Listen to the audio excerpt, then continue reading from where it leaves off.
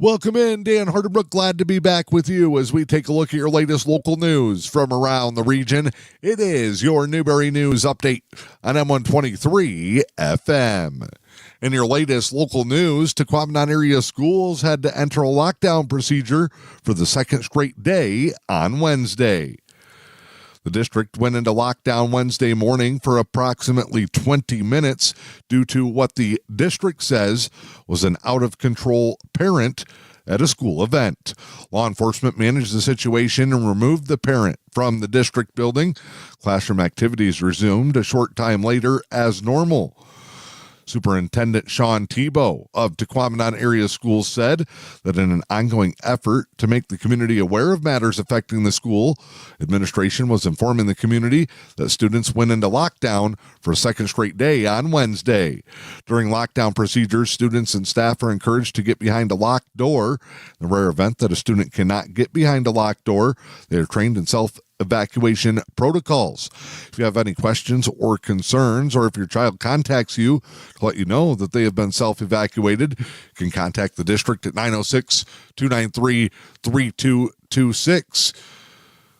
The district is asking families to spend time talking with their children. Also, make sure that you update your contact information to ensure you receive important safety messages from TAS. View the safety and security levels of actions and when and why you receive notifications. Read about the difference between secure modes and lockdown. Learn tips on what parents can do to help in a crisis or school emergency. Again, Tahquamenon Area Schools in lockdown for a short period of time Wednesday for the second straight day. The Michigan State Police Computer Crimes Unit, the Internet Crimes Against Children Task Force, and the Michigan State Police announcing the arrest of a 28-year-old Brimley man for child sexually abusive activity. 28-year-old Jared McCoy is facing charges that include aggravated child sexually abusive activity using a computer to commit a crime. The Michigan State Police say that following an investigation that was initiated when it learned McCoy was viewing child sexually abusive material online or residing at his home in Brimley, a search was conducted, resulting in digital evidence being seized, charges being issued by the Chippewa County Prosecutor's Office. McCoy was arrested by the U.S. Marshals in West Virginia and extradited back to Michigan. He's charged with 2 counts of child sexually abusive activity aggravated, 7 counts of child sexually abusive material aggravated possession, and 8 counts using a computer to commit a crime. McCoy was arraigned in the 91st District Court on December 12th with bond set at $250,000 plus conditions. In the event that McCoy is able to post bond, conditions would include that he is monitored by a GPS tether while on house arrest, prohibited from contacting anyone under the age of 18, does not use the internet unless for work, medical, or legal reasons, other standard conditions. McCoy is scheduled to be in court January 12th. He's considered innocent until proven guilty.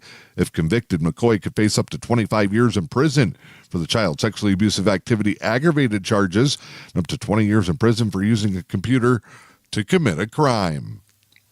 The Mackinac County Sheriff's Department released a warning earlier this week saying that a new scam is targeting local residents.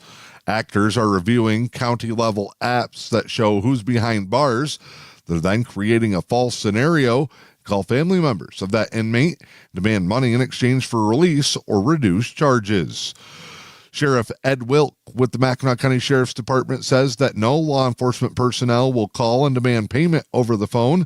They also will not discuss release of any inmates or other inmate matters.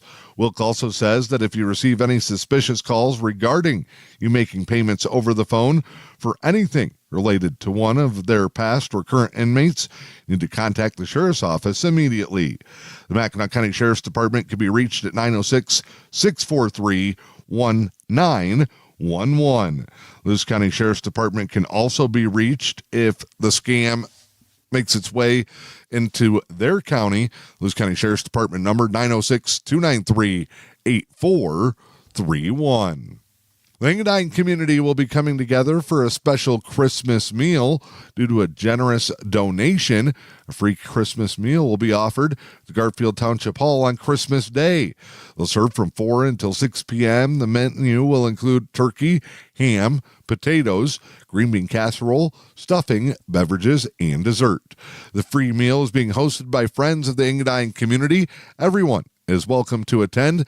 That's the Engadine Community Christmas Meal, Christmas Day from 4 until 6 at the Garfield Township Hall.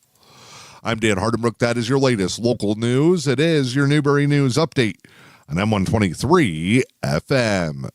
Time now to check in with sports. High school boys basketball action last night. Engadine rolling past Mid-Peninsula by a score of 64-50. It was the Eagles' second win of the season, both coming against the Wolverines.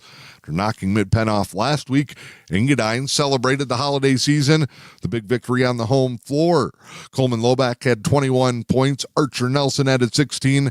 8th grader Oliver French came off the bench with 15 for the Eagles, picked up the victory. Local sports action, a busy night involving Newberry and Manistee athletes.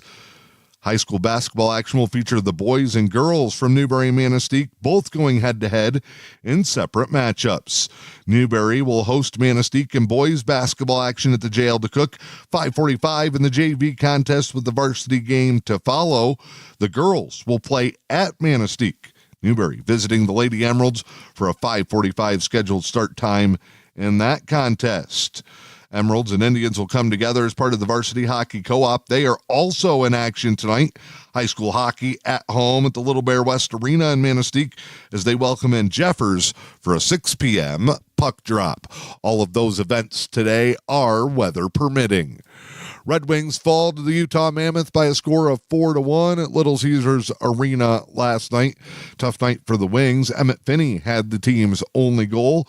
Utah scored twice in the second, twice late in the third to put the game away. Red Wings 19-13-3 on the season. Your latest local weather forecast for the day today. Chance of drizzle and freezing rain, mostly cloudy. Mixed precipitation throughout. Highs will be near 40. South winds 10 to 15, gusting as high as 30. Freezing rain, possibly mixing with snow, could make the evening commute difficult tonight. Overnight lows will be around 10 with wind chill values in the single digits. Friday, 50% chance of snow, mostly cloudy. Highs in the upper teens with the wind chill near 0. Northwest winds 10 to 15. Early outlook for the weekend. Chance of snow Saturday and Sunday. Saturday's high near 30, Sundays near 20. I'm Dan Hardenbrook. This is your Newberry News Update on M123 FM. Facing Upstream TV. From the Sioux to St. Ignace, over to Newberry, and all points in between. Upstream TV connects people across the eastern Upper Peninsula like never before. Local news, local people, local places. Streaming 24/7 on your phone or your TV. Stay in the know wherever you go. Upstream TV, where local lives. Find us on YouTube or myupstreamtv.com.